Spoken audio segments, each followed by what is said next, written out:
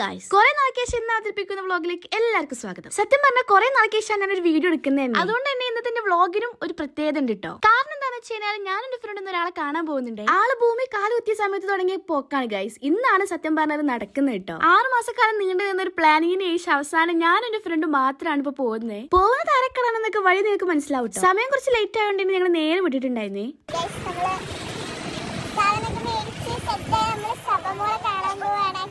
അങ്ങനെ ഗൈസ് നമ്മൾ സബമോളെ കാണാൻ വേണ്ടി എത്തിയിട്ടുണ്ട് കേട്ടോ.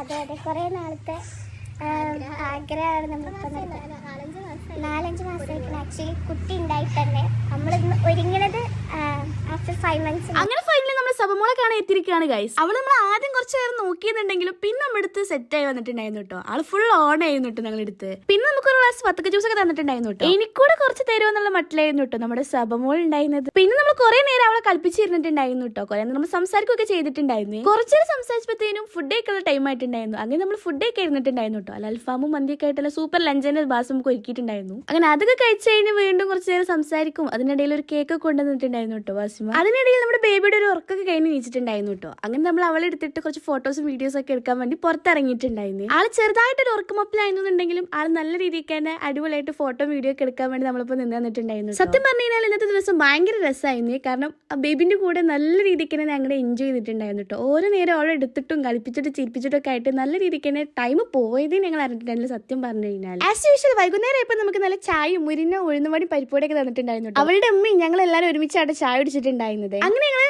ചായയുടെ കഴിഞ്ഞതിന് ശേഷം ഞങ്ങൾ പോകാൻ വേണ്ടി പുറത്തിറങ്ങിയിട്ടുണ്ടായിരുന്നു കേട്ടോ. സത്യം പറഞ്ഞാൽ അവർക്കും പുറത്ത് പോകാണ്ടായിരുന്നു. അപ്പൊ നമ്മൾ ഒരുമിച്ചാണ് പുറത്തിറങ്ങിയിട്ടുണ്ടായിരുന്നത്. സത്യം പറഞ്ഞു കഴിഞ്ഞാൽ നല്ല രസമുള്ള ഒരു ദിവസമായിരുന്നു. ബേബിന്റെ അവളുടെയും കൂടെ നല്ല രീതിക്ക് ഞങ്ങൾ എൻജോയ് ചെയ്തിട്ടുണ്ടായിരുന്നു. അങ്ങനെ ഞങ്ങൾ രണ്ടുപേരും നേരെ തിരിച്ച് വീട്ടിലേക്ക് തന്നെ പോന്നിട്ടുണ്ടായിരുന്നു. അപ്പൊ ഇന്ന് ഇത്രയൊക്കെ ഉള്ളൂ. Okay bye.